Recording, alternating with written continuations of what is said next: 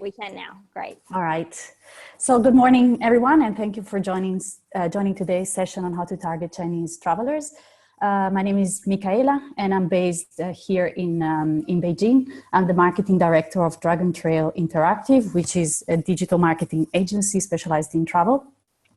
And I've been living in China for about 7 years. So I first started working in Chinese outbound tourism back in the early 2000s, in 2004, when the approved destination status was just introduced to bring Chinese tour groups to Europe and also to Australia, to the US. So during this time, obviously, the nature of Chinese outbound tourism has changed quite a bit, and I will just go through it with you in the presentation. So just very briefly about our agency. We're specialized in China, travel, and digital, so we're quite unique in this sense. And we help clients reach and connect with Chinese affluent consumers, particularly with the free independent travelers. We're headquartered in Beijing, but we have offices in Xi'an, Shanghai, and London.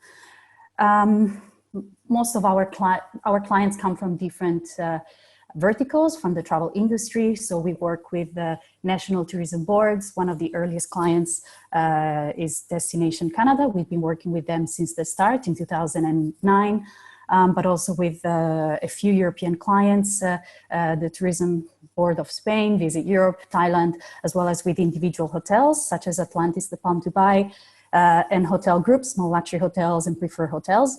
And since last year, we've started working with Hard Rock and the Norwegian Cruise Line as they've just entered the Chinese market. And Saxon can talk more about that. So I will kick off by setting the scene and explaining why the Chinese outbound tourism is important and give a few updates on the statistics and the latest trends. And in the second section, my colleague Saxon will give you an understanding about the different digital ecosystem that exists in China and how foreign brands need to adapt their marketing strategy to be successful in the market. So kicking off with a few data, we see that China since 2014 has been the largest source market for outbound tourism. And last year, Chinese tourists took 136 million trips overseas. So that's 2.7% increase over the previous year. That's quite far from the double-digit growth that the Chinese outbound tourism had experienced up until 2015. But in a while, I will break down this figure for you and explain the reason why the growth has not been as strong. So if we look at this chart, we've seen a massive increase from the early 2000s when there were only 10 million Chinese outbound travelers to 136 million in 2016, which is roughly 1,200% increase in just 15 years. But the outstanding thing is not just the growth rate, but also how the nature of Chinese tourism has changed. So in the early 2000s, we saw that most of the travelers going overseas were either international students going overseas to study or people working for the government going on official trips overseas. And then since the early 2005 and 4, we've seen tour groups going overseas. And now in the late 2010s, we've seen an increasing number of free independent travelers going overseas. And now 90% of travelers go abroad for leisure purposes. Also, the Chinese outbound tourism is really important, not just for the size, but for the spending. So I just came across this figure yesterday that Chinese travelers spend on average $2,000 per day when in Hawaii. And last year, Chinese tourists spent $261 billion when traveling. That's a 12% increase over the previous year.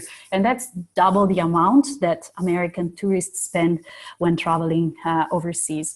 We don't have a breakdown of the figure, but a lot of the spending, of course, goes to shopping, but we've also seen an increasing amount of dollars spent on luxury and better accommodation and better services generally when traveling overseas.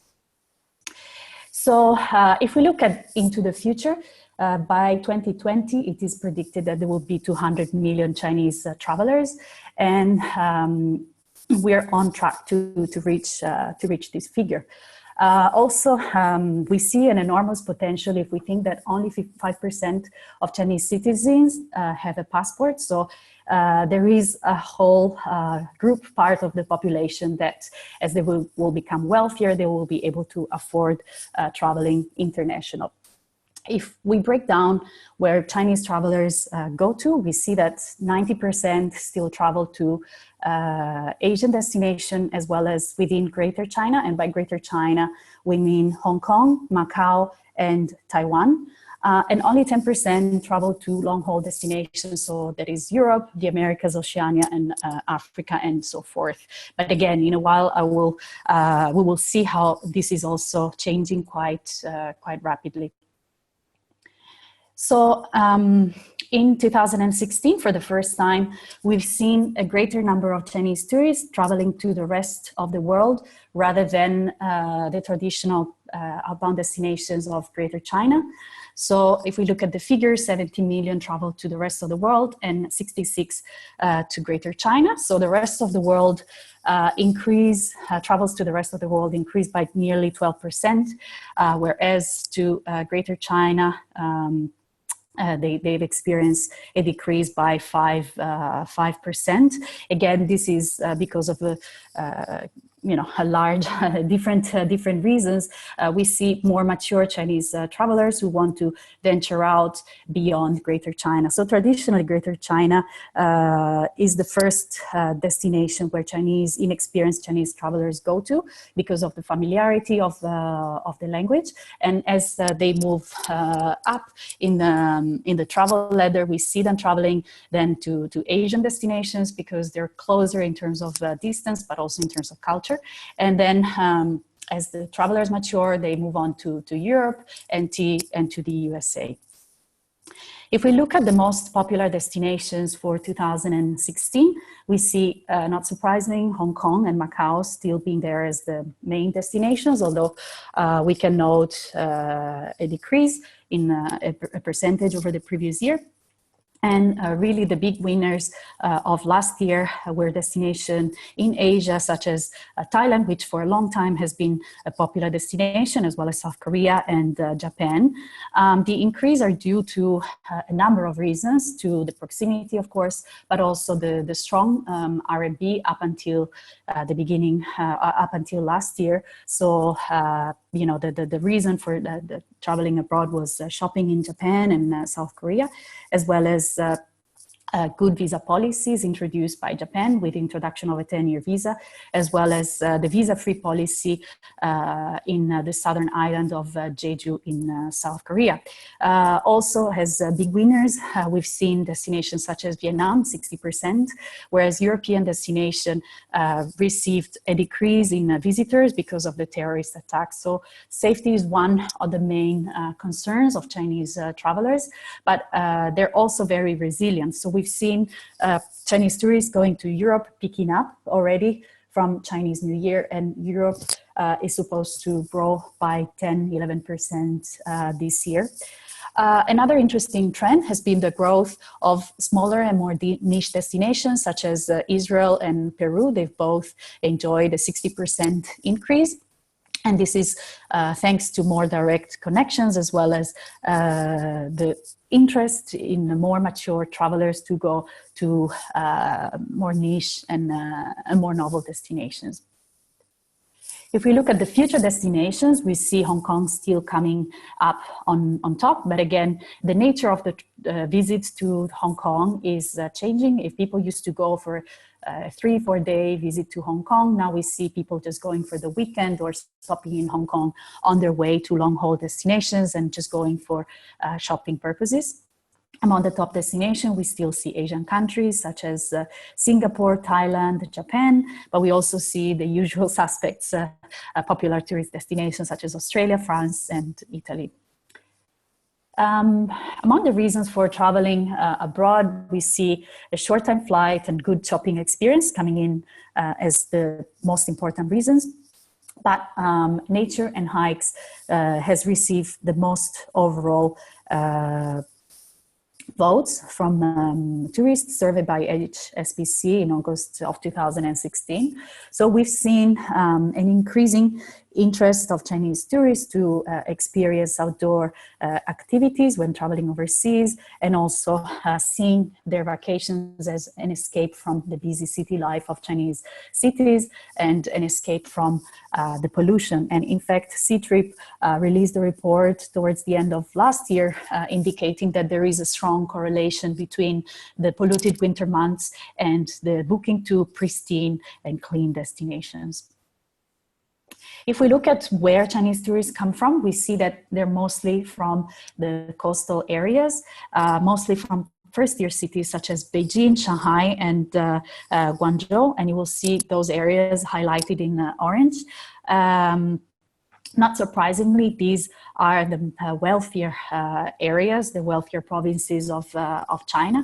And here we have the more mature tourists who have already been abroad several times, but they're also as a travel destination or as a travel brand, you cannot discount second-tier cities, because those are the cities where there has been the highest or the fastest increase in Chinese outbound travelers. So looking at the province of the western province of Sichuan, where there have been a lot of economical investment and the disposable income of people is increasing, or again, looking at Liaoning, Shandong, and Hubei, those are also quite important regions to focus on. And then there is the West, that at the moment is not really traveling overseas, but as they're also increasing their wealth, they will be more likely to travel overseas. And again, here is a map just to show you where high net worth individuals are located in China, and you see a correlation, of course, between the high net worth individuals and the amount of Chinese outbound travelers. If we look at the future projections of income for Chinese household, we see that by 2023, Chinese households are supposed to get considerably more wealthier. And this is, of course, a strong predictor of long-haul travels. So families who earn 35 USD, 35,000 USD per year are more likely to travel overseas. And again, we see that families earning between $35,000 to $70,000 per year are supposed to triple by 2023. And those are the families who are more likely to go on long-haul trips and spend quite a bit during these trips. Or again, the 70 to 150,000 USD bracket. This segment is supposed to increase by 4 times, and they're, of course, the ones going for luxury type of vacations. If we look at the evolution of the Chinese traveler, we see that in the early days, but also as travelers start to have their first experience, these people are highly focused on going to destinations, to visit attractions, and sort of ticking off their list. A lot of the times people join tour groups to do so. But as they're getting more experience, they move into a semi-independent form of traveling. And here, a lot of the focus is on shopping. And why is shopping so important for Chinese tourists? Well, different reasons. Again, one of the main drivers is the taxes for foreign goods that exist in China and make purchasing, especially luxury goods, much more expensive in China. Another aspect is the status symbol of purchasing goods overseas. But as more people can afford to buy luxury goods and can afford to do shopping overseas, we've seen people placing more importance on exclusive experiences. And we see more mature travelers really valuing authentic experiences when traveling.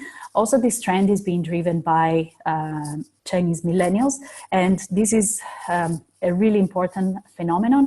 If you're looking to target the Chinese market, this is one of the segments that you might like to think about, especially because Chinese millennials account for nearly 60% of all outbound travelers. So they've recently, Airbnb last year conducted a survey, and it emerged that 93% of Chinese millennials interviewed consider traveling as an important part of their identity. And of course, there is a huge gap between them and their older generation who didn't start traveling until only later on in life. Chinese millennials have started traveling since a young age. So in a way, they're very similar to their counterparts in the West and really value traveling.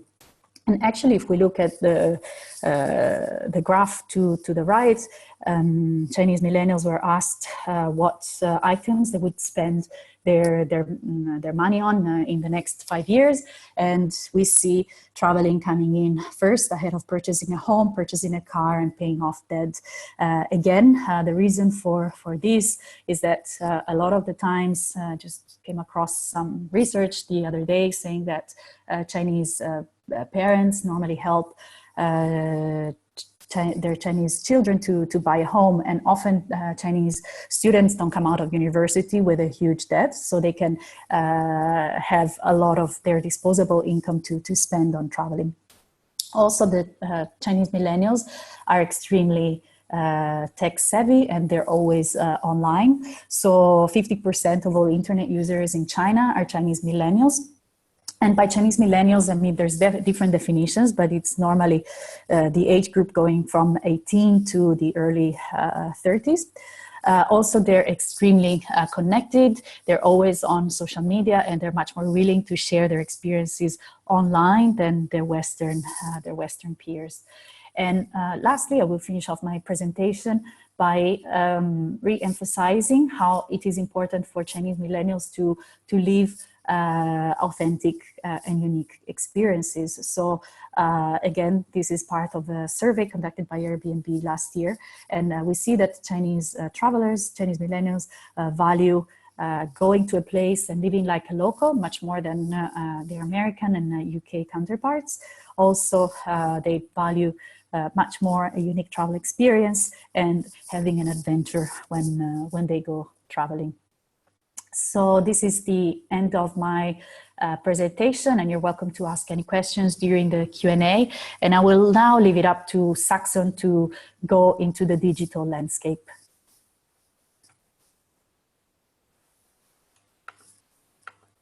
Okay.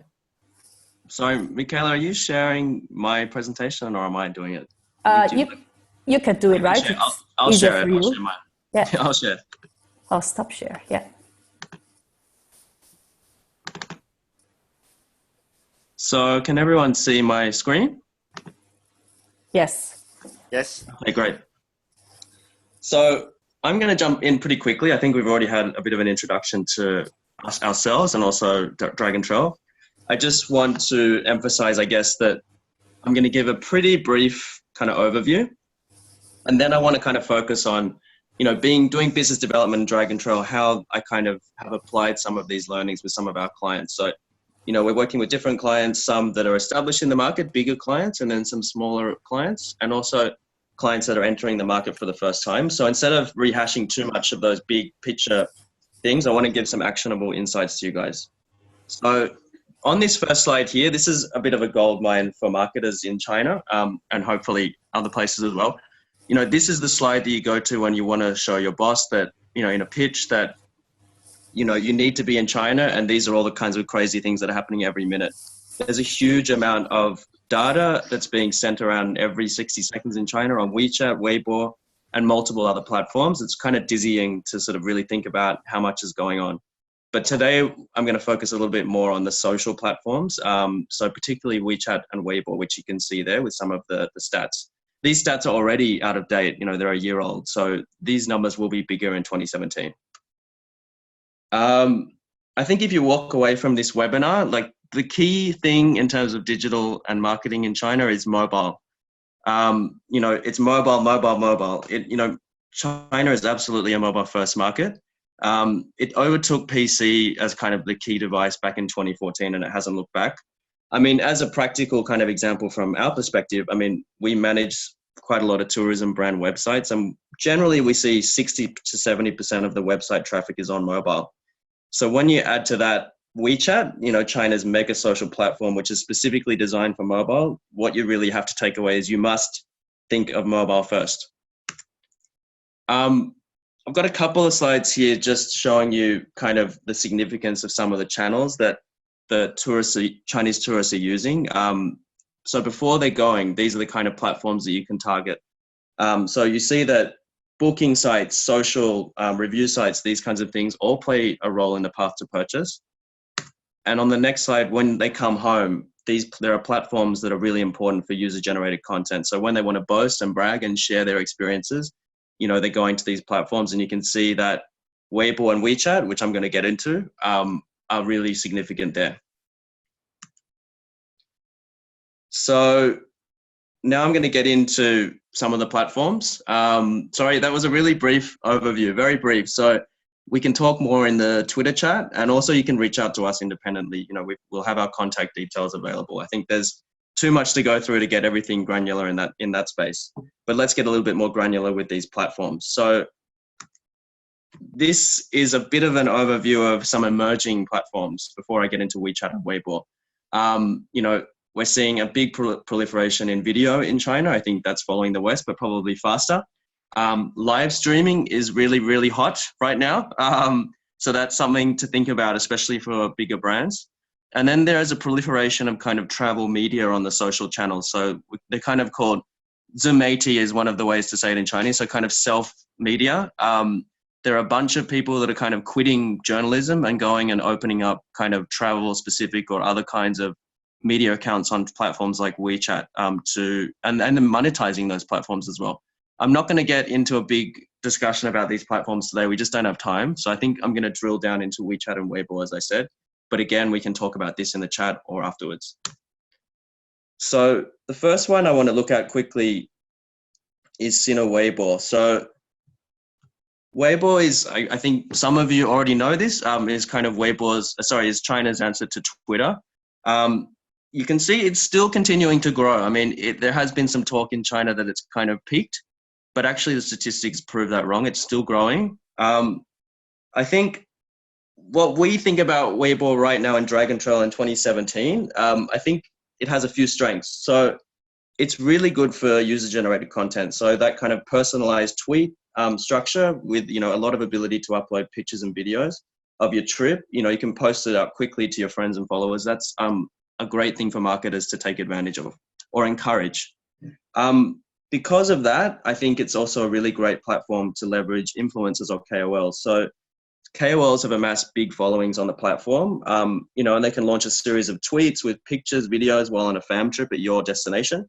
And this is really a powerful, immediate endorsement of you in targeted segments. The kind of followers they have, they may be a lifestyle KOL, fashion, travel, luxury, family, etc., backpacking. So with the integration now of live streaming and short video platforms into Weibo, and there's a couple of examples of the stats there for Yijibo, the live streaming platform, and Miaopai, the video platform. The depths of formats for UGC and KOL promotions is really appealing, I think, for travel brands. It can be a very effective platform for that. I think the weaknesses potentially is that, Sina is keen to restrict overtly commercial cross promotions on the platform. It has its own KOL resources and other things that it wants brands to use. So we have to be mindful of that. Another thing is that, using KOLs and native advertising formats on the platform can be expensive for the returns that you get. I think it can be something that's a little bit restricted to larger brands. Another thing is that the tweet format might be great for big announceables or running kind of snappy fun campaigns, but it doesn't provide much room for building up trust in the consumer's mind, a depth of identity for the brand in the consumer's mind. So I think Weibo really is a great platform for bigger, more established brands to announce things, run big campaigns, and leverage KOLs. I think for smaller brands and businesses, you really have to look at the user-generated content angle. So make sure, absolutely, if you're going to have a Weibo account, that you get all your customers, your real foot traffic, to share their experience with you on their Weibo account, and cross-reference to you guys with a link or a hashtag. I think, if you have to incentivize them to do that in some way when they're there with you, do it. I think that's the really key advantage. If you don't have a large budget, that's the way to leverage Weibo for a smaller travel brand. This brings me quickly to WeChat. So this is really the monster of the Chinese social platforms. And really, I mean, there's a bit of a summary here, which I'll go through, but really it's not just a social platform. I mean, now it's an advertising platform. It's an e-commerce platform. We can get our food delivered to our office through the platform. We can pay our electricity and buy phone credit. You know, it's a wallet payment platform. It's a CRM platform. It's a customer service platform. It really kind of does everything. It's a very impressive aggregator of basically everything you need to do in your daily life. It's quite incredible. So here you can see just a couple of what we're calling the layers. So yes, it's a chat app. I think everyone's aware of that. So quite similar to WhatsApp or Facebook Messenger. But it's the other layers that are important for marketers. I think the social layer is really critical. So, you know, actually the data shows that the most popular thing for WeChat users to do when they're on the platform is to check their moments wall. So this is like their Facebook timeline. So here's where you post, you know, comments about how you're feeling that day, sending pictures, short videos and things like that. And this is where, you know, it can inspire their friends and family and things to do the same things, like travel to your destination or sample your product. Another layer is for marketers. I mean, they can open up official brand accounts. They're called official accounts on the platform, and then use that account to push out all kinds of inspiring content, offer customer services and so on. And we'll get to the customer service dimension as well later. And another thing, yeah, this is the services layer. And I think one of the key parts of that is WeChat payment. So this is WeChat's answer to Apple Pay, which I think is vastly superior. It's fantastic. I mean, it's going to be very difficult for us to go back home and not be able to use, you know, back to Italy for Michaela and back to Australia for me, and not be able to use WeChat payment every day. It's really amazing just how quick and easy it is to pay. It's kind of like you're not spending money, which is also a bit dangerous. What I like about WeChat is that it's more about building up a relationship with the consumers. You know, you build up trust, you generate loyalty, and then you provide services. So I think this is something a platform like Weibo isn't able to do as well, notwithstanding its other strengths that we just went through. So as you know, WeChat is kind of the mega app in China. It's the most used app on smartphones in China. 900 million active users. Critical for marketers, I think, is that 50% spend more than 90 minutes on WeChat every day. And as I said, the most popular activity within that 90 minutes is to check your moments, WeChat moments, so your Facebook wall on WeChat. There's now more than 12 million official accounts. So there's a lot of noise. There's a lot of people, a lot of brands competing for consumers' attention, which, you know, presents a bit of a challenge for marketers. You can see the huge numbers of posts that are going out every day. And 80% of the users do follow those official accounts. So they're not just using WeChat for its social layer, they're really getting involved in the marketing layer and the services layer as well. On the next slide here, I just want to give you a bit of an illustration of what an official account can look like. This is actually some screenshots of Scoot, so the low-cost carrier that flies from Singapore, but it also flies from mainland China. So, you know, what they do is kind of push out long-form content to their followers every week about their sales fairs, about their destinations, about kind of their in-flight services, etc. And the users get a notification each week, each time when it posts. So that they actually see that post quite clearly on their WeChat account. But based on this kind of regular quality content, not a lot of advertising, really just pushing good content. It's gone from one of the small kind of airline accounts on WeChat to become, you know, one of the top 5 most read accounts. I think just looking at the screenshot here as well, I think another advantage of being on WeChat, particularly for maybe a smaller or medium business, is that it kind of acts not just as a social channel, but you can kind of leverage it like a mini website. So, you know, if you don't have the resources to open a kind of a new Chinese focused website, which is a pretty big project, having a WeChat account is a bit of a hybrid of the two. You can use the menu on the WeChat account to act like a website. And then you've also got that channel to push out the content and engage with the consumer. So I think that's a good practical way to use WeChat.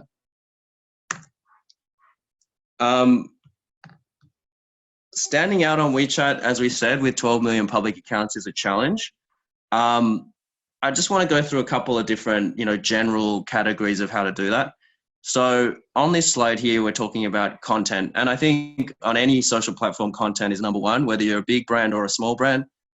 In this case, I want to show that, you know, for a low cost strategy, content is absolutely number one.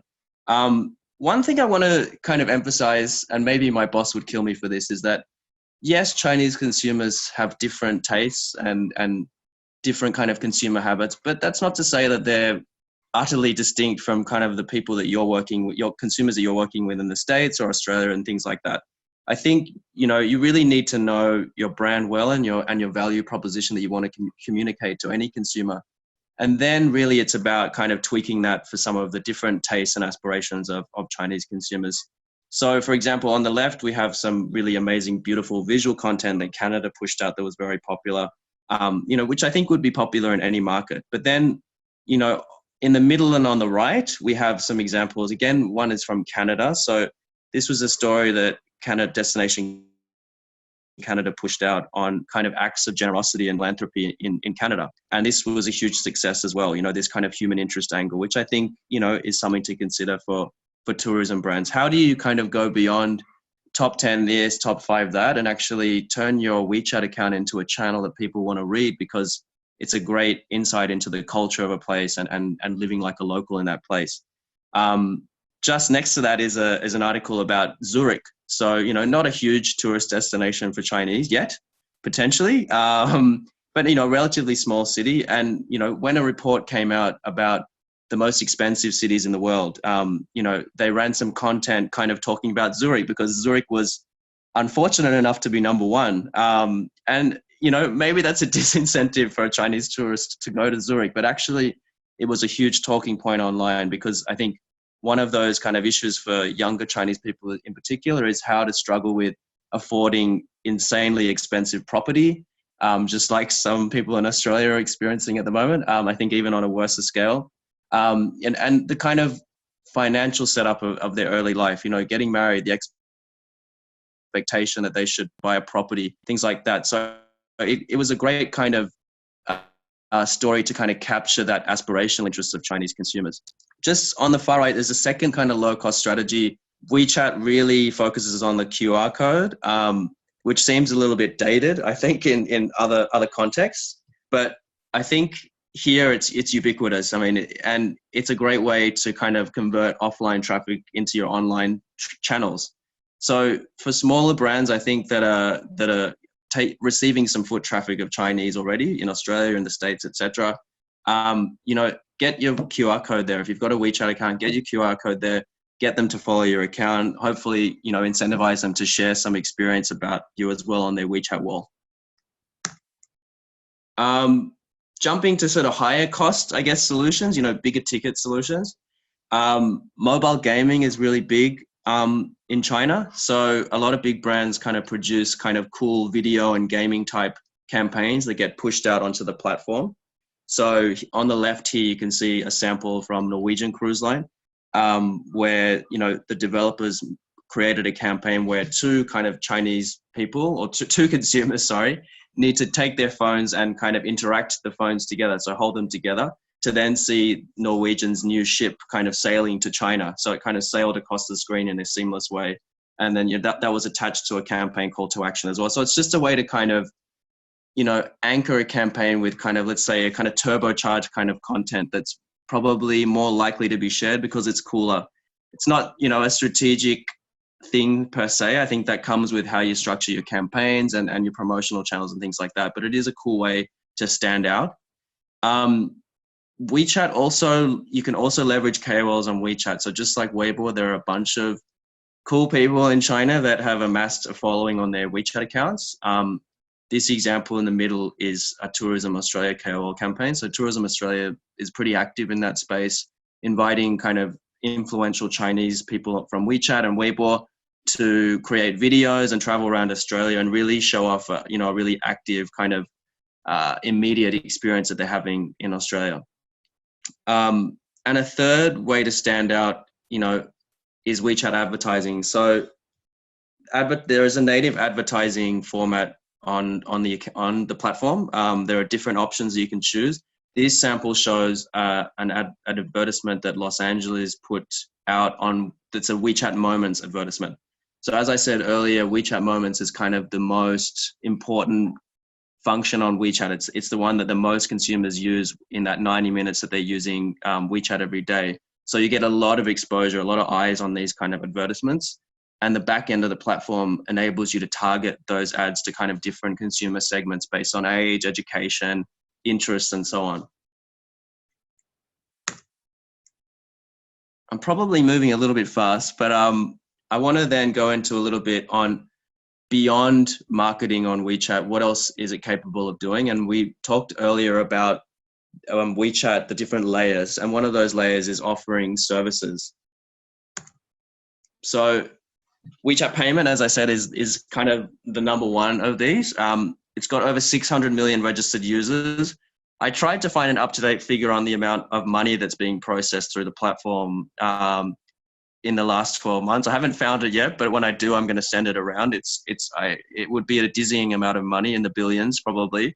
It has offline and online elements. So as I said, you've got the QR code, which you can place in offline locations. They can be scanned and payments can be made, almost immediately from that consumer's phone to another account.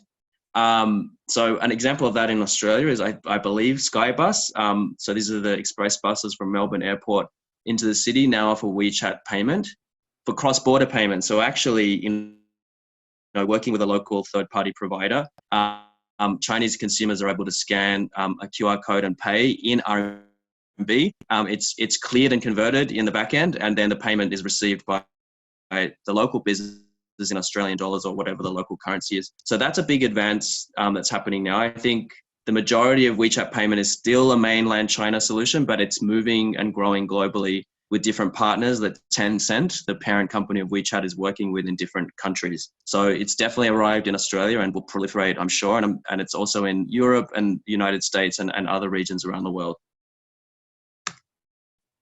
The other way that you can leverage WeChat payment is online itself. So this is an example of a bigger company using WeChat in a pretty cool way.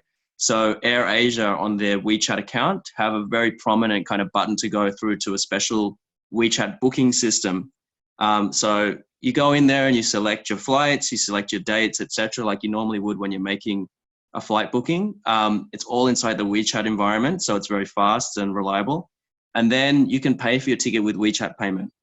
So it's a little bit dangerous if you like travel, because you kind of, you don't feel like you're spending this money sometimes. You can complete the booking so easily and so seamlessly. So you don't have that frustration of using an app, a mobile app that's a bit too slow, or, websites that are confusing, things like that. It's a very seamless experience from selecting and researching through to payments. There are still, I think, some restrictions on who can set up WeChat payment outside of mainland China. But as I said, it's growing globally, and there are local partners that can be contacted. And if anyone wants some information about that, I can see what I can do. I mean, we don't work directly with these kinds of partners, but we are aware of kind of how it's developing in some of the different markets. Building on these customer service elements, there are a couple of other things. I mean, there are a lot that we could talk about, but I'll focus on one of the key announcements this year. So Tencent announced WeChat mini programs in January this year. This is a kind of a cloud-based mobile app. So, you can search and find these apps inside WeChat, or the brands that have developed them will link them to their WeChat official account. They'll advertise them to click through and kind of find out more. There are different ways you can discover them. But then the thing is, it's not going to be installed on your phone. It's something that you click on a menu inside WeChat. Once you've used it in the past, it'll stay in that menu. So it's not taking up any room in your phone. That's one thing. Secondly, as a brand, if you're going to leverage this, you don't have to worry about all of the cost and the drama of trying to distribute the app on the app stores and all the marketing and costs that come with that. For the user itself, it's a really fast, smooth user experience. It's all hosted here on a cloud in China. So the speeds are really good. You're not having to worry about that great firewall issue with some other kinds of mobile apps and websites that are hosted outside China. It's a really flexible architecture. So, the examples I've got here are Huazhu, a hotel company, and Spring Airlines, a discount airline. They're both offering bookings and payments through their mini app. And I've kind of sampled both. I haven't actually stayed or bought, but I've gone through the process, and it's a really nice, simple, easy to use process if you read Chinese. I think the other beauty of the mini apps and mini programs, and that's something that's still developing, is that they empower kind of offline to online transactions and interactions, again, using the QR code. So this is the important QR code in China. You know, you can have inside a hotel a QR code that someone can scan. It can open up a chat interface with a concierge, or it could open up an augmented reality kind of experience to explore the hotel grounds, things like this. It's pretty flexible. And I think there's a lot of application for tourism businesses in things like bookings, concierge, check-in, and much more. It's really depends on the limits of your imagination and your budget. So this is not one of the low-cost options. I think, again, I would go back to say that to succeed on WeChat, content is key. And, you know, I think it's the same on other social platforms, Facebook, Twitter, etc. So that kind of brings me to the end of my presentation. I don't know if I was a bit too fast, but as I said, I want to kind of give people enough of an idea to start thinking about some questions, and we'll get into that in the Twitter chat, but also you can reach out to us on these kind of contact details whenever you like. I'm really happy to talk more about all of these platforms, practical advice about how to use them, and so on. So thanks very much, everyone. Okay, awesome, guys. Thanks so much. I think we all learned a lot there. I know I did anyway. So I've just taken a quick look at Twitter, and it doesn't look like we've had any questions come through as yet. But again, if you guys have any questions, we're going to jump straight over to Twitter after this. And, you know, ask your questions there. I'm sure you've all got a few. So thanks again, and thanks everyone for joining. So we'll just jump straight on Twitter now and get this Twitter chat happening. So don't forget to use the Travel Massive Live hashtag, or we might not see your message. So use that in all of your tweets, and we'll see you all over there in a few seconds. Cool. Thanks, everyone. Thank you. Bye. Thanks, guys. See ya.